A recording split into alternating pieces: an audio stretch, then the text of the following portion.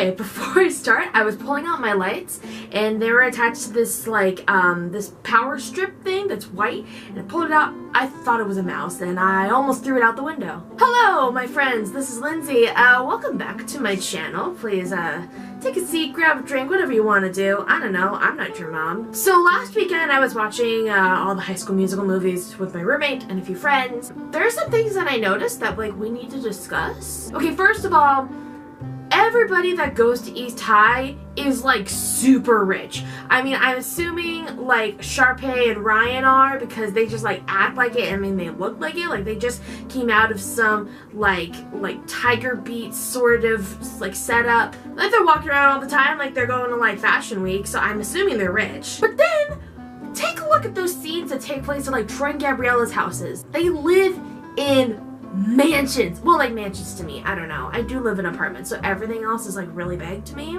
But look at Troy's house is enormous. If you look at the house in first and second movies, like, it's super nice. It's, like, a super nice setup. Like, good for him and his mom and dad, I'm assuming. And then you go into the backyard, and what do you see? You see, like, an NBA-sized court, basically, to me. And then what doesn't make sense to me is that the dad is then like, son, I need you to get a scholarship. You gotta get a scholarship to get to college. I'm assuming you can afford college if you can, like, just drop, like, money on that entire house. Look, Troy, I know you got that scholarship. Good for you, but, like, you didn't have anything to worry about. And then you get to Gabriella. Gabriella, who's seen as, like, this, like, loser type of chick at school. You go to her house. Look at her room. Her room is a master bedroom, basically. There's a balcony. There's a seating area. There's a fireplace. In addition to her bed and, like, everything else that you'd find in a bedroom. So I'm assuming she, like, pulled a Regina George and was like, yo, mom and dad, we're gonna switch bedrooms because I like yours better than mine. And then, whoa, wouldn't that change everything you know about Gabriella? Maybe she's, like, this, like, not as, like, you know, the squeaky clean girl that, like, maybe you've, like, gotten to know. Maybe she has a dark side, and maybe she's, like, you know, certain preferences that, like, you didn't think about before. And then maybe the biggest thing that I noticed in this movie is that Sharpay and Ryan, like, that whole thing with them, like, apparently getting the leads all the time in school. Like, I'm assuming, you know, the leads in a show, if they're a guy and a girl, they're usually romantic. Were they playing romantic leads from kindergarten up? Like, let's examine this. I can't really think of any musicals where the guy and the girl are not romantically interested in each other. Disney Channel sort of presented this, like, subtle incest that, like, nobody caught on. The network saw it and they're like, this seems fine to me. Watch it again, because there's What I've Been Looking For. I feel like it has to do with romance. And then there's a cut song from High School Musical, the first one, called I Can't Take My Eyes Off of You, and it's another romantic song. It got cut from the movie.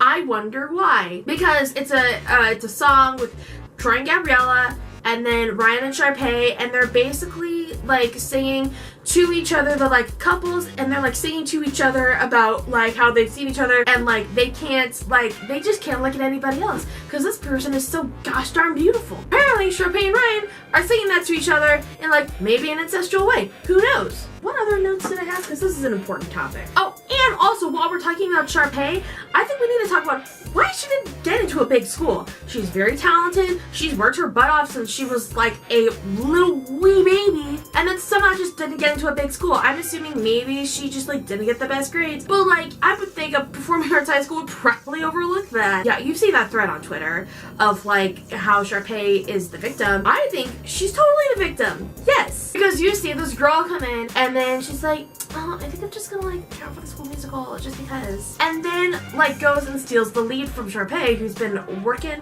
her tushy off since she was a child. And now she has to deal with this competition who just came in out of nowhere, came in like a wrecking ball. Oh, and one last thing. Okay, oh wait, no, not two more things. In High School Musical 2, Troy, you know, he has this infamous dance sequence called Bet on It. It's that one song that, like, everybody knows and maybe loves. I don't know. It's more of an ironic or, like, an ironic kind of love for it. But basically, he, like, runs around a bunch of, like, golf fields and stuff like that. There's no one else on that field. He has the whole field to himself on a gorgeous summer day and just, like, runs around willy-nilly and no one's saying a thing. I feel like people would point out if they saw a young man running around, dancing, throwing sand around, hitting the pond, and then running and prancing. I feel like that would be a cause for concern. And then finally, and this is probably intentional, I don't know, but like the song in High School Musical 2 called I Don't Dance. What are they doing the whole time? Dancing.